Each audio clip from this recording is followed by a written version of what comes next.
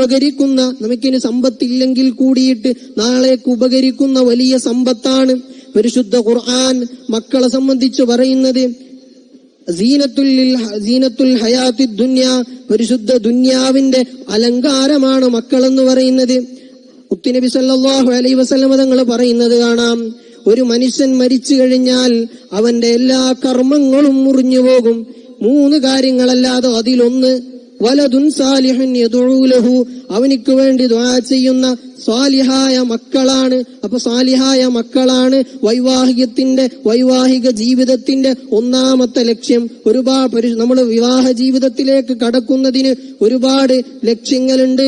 അതിൽ പ്രധാനപ്പെട്ട ഒരു ലക്ഷ്യം സ്വാലിഹീങ്ങളായ മക്കൾ ഉണ്ടാവുക എന്നുള്ളത് ഒരു ലക്ഷ്യമാണ്. വേറെയും ഒരുപാട് ലക്ഷ്യങ്ങളുണ്ട്. ഏറ്റവും പ്രധാനപ്പെട്ടതും ഒഴിച്ചുകൂടാൻ കഴിയാത്തതുമായ ഒരു ലക്ഷ്യം നമുക്ക് സ്വാലിഹീങ്ങളായ മക്കൾ ഉണ്ടാവുക. നമ്മുടെ ഈ മനുഷ്യകുലം നിലനിൽക്കുക അത് നമ്മുടെ മക്കളിലൂടെയാണ്. അപ്പൊ സ്വാലിഹീങ്ങളായ മക്കൾ നമുക്ക് വേണം. ബഹുമാനപ്പെട്ട മദീനയിലെ വലിയ പണ്ഡിതനാകുന്ന ബഹുമാനപ്പെട്ട മാലിക് ബിൻ അനസ് റളിയല്ലാഹു അൻഹു, അവരുടെ ഉസ്താദാണ് ബഹുമാനപ്പെട്ട റബീഅത്തുർ റഈ റളിയല്ലാഹു അൻഹു. മഹാനവറുകളുടെ ഉപ്പ ചെറുപ്പത്തിലെ മഹാനവരുടെ ഉമ്മയെ കല്യാണം കഴിച്ചതിന് ശേഷം ഒരു യുദ്ധത്തിന് വേണ്ടി പുറപ്പെടുകയാണ്. അന്നത്തെ കാലത്തെ യുദ്ധം എന്ന് പറയുന്നത് മാസങ്ങളോളം കഴിഞ്ഞ് ചിലപ്പോ വർഷങ്ങളോളം കഴിഞ്ഞാണ് തിരിച്ചു വരിക. അങ്ങനെ 27 വർഷത്തിന് ശേഷമാണ് മഹാനവറുകളുടെ ഉമ്മയിലേക്ക് തിരിച്ചു വരുന്നത്, യുദ്ധം കഴിഞ്ഞ് തിരിച്ചു വരുന്നത്. അങ്ങനെ തിരിച്ചു വരുമ്പോ വീടന്വേഷിച്ച് തിരിച്ചു വരുമ്പോ തന്റെ വീട്ടിൽ ബഹുമാനപ്പെട്ട റബീഅത്തുർ റഈ റളിയല്ലാഹു അൻഹു തങ്ങളെ കാണുകയാണ്. കണ്ടതു മാത്രം അവിടുന്ന് രോഷാകുലനാവുകയാണ്. തന്റെ വീട്ടിൽ തന്റെ ഭാര്യയുടെ കൂടെ ഒരു അന്യ പുരുഷനെ കാണുന്നു. അവിടെ ഒച്ചയും ബഹളമൊക്കെ ആകുന്നു. നാട്ടുകാർ ഒരുമിച്ചു കൂടുന്നു. ബഹുമാനപ്പെട്ട മാലിക് ബിൻ അനസ് റളിയല്ലാഹു അൻഹു മഹാനവറുകൾ ഉൾപ്പെടെ ഒരുപാട് ആളുകൾ അവിടെ ഒരുമിച്ചു കൂടുന്നു. അങ്ങനെ ഒരുമിച്ചു കൂടിയ അങ്ങോട്ടും ഇങ്ങോട്ടും പ്രശ്നമാകുന്നു. ആ അവസരത്തിലാണ് പ്രശ്നം കേട്ടുകൊണ്ട് അടുക്കളയിൽ ഉണ്ടായിരുന്ന ഉമ്മ പുറത്തേക്കിറങ്ങി വരുന്നു. അങ്ങനെ പുറത്തേക്കിറങ്ങി വന്നുകൊണ്ട് ചോദിക്കുന്നു, എന്താണ് പ്രശ്നം? അപ്പൊ പ്രശ്നത്തിന് ബഹുമാനപ്പെട്ട റബീഅത്തുർ റഈ റളിയല്ലാഹു അൻഹുയുടെ ഉപ്പ വിഷയം പറയുകയാണ്. ഇതെന്റെ ഭാര്യയുടെ വീടാണ്, ഇവിടെ ഒരു അന്യ പുരുഷനെ കാണുകയാണ്. ആ അവസരത്തിലാണ് ഉമ്മ ഇടപെടുന്നത്. ഇതെന്റെ ഭർത്താവാണ്, ഇതെന്റെ മകനാണെന്ന് പറഞ്ഞുകൊണ്ട് ഒത്തുതീർപ്പാക്കുന്നത്. അങ്ങനെ ബഹുമാനപ്പെട്ട റബീഅത്തുർ റഈ റളിയല്ലാഹു അൻഹു തങ്ങളുടെ ഉപ്പ ഉമ്മയോട് വീട്ടിലേക്ക് കയറി കുളിച്ച് വൃത്തിയായതിനു ശേഷം ഉമ്മയോട് ചോദിക്കുകയാണ്, അല്ല, ഞാൻ യുദ്ധത്തിന് പോകുമ്പോ 30,000 ദിർഹം നിന്നെ ഏൽപ്പിച്ചിട്ടാണ് പോയത്, ആ 30,000 ദിർഹം എവിടെയെന്ന് ചോദിക്കുന്നു.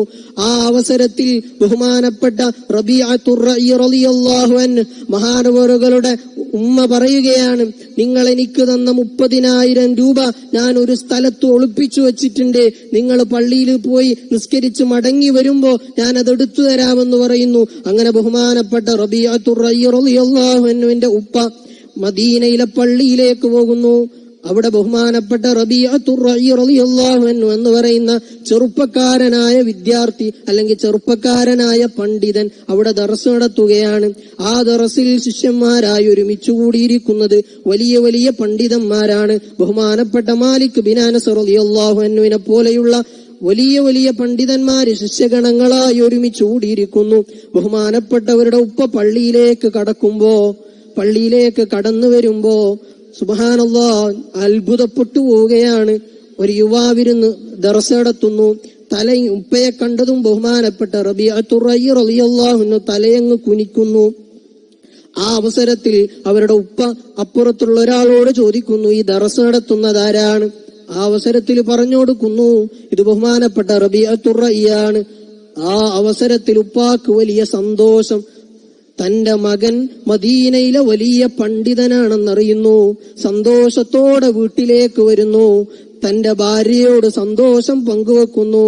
ആ അവസരത്തിൽ ആ ഉമ്മ പറയുന്നു, നിങ്ങൾ എന്റെ അടുത്ത് ചോദിച്ചില്ലേ 30,000 ദിർഹം നിങ്ങൾ എന്നെ ഏൽപ്പിച്ചിട്ടാണ് പോയത്, ആ 30,000 ദിർഹം നിങ്ങൾ ചോദിച്ചില്ലേ, ആ 30,000 ദിർഹമും നമ്മുടെ മകനെ ഇൽമു പഠിപ്പിക്കാൻ വേണ്ടി ഞാൻ ചെലവഴിച്ചു എന്ന് ഉമ്മ പറയുമ്പോ വാപ്പാക്ക് സന്തോഷം കൊണ്ട് നിൽക്കാൻ കഴിയുന്നില്ല. മുഅ്മിനീങ്ങളെ, നമുക്കുള്ള സമ്പത്ത് നമ്മൾ പൂർണ്ണമായും ചെലവഴിക്കേണ്ടത്, അല്ലെങ്കിൽ നമുക്ക് ഏറ്റവും നല്ല പ്രോഫിറ്റ് കിട്ടുന്ന നല്ലൊരു ബിസിനസ് എന്ന് പറയുന്നത് നമ്മുടെ മക്കൾക്ക് നല്ല വിദ്യാഭ്യാസം കൊടുക്കുക, അവരെ ഏറ്റവും നല്ല രൂപത്തിൽ വളർത്തുക.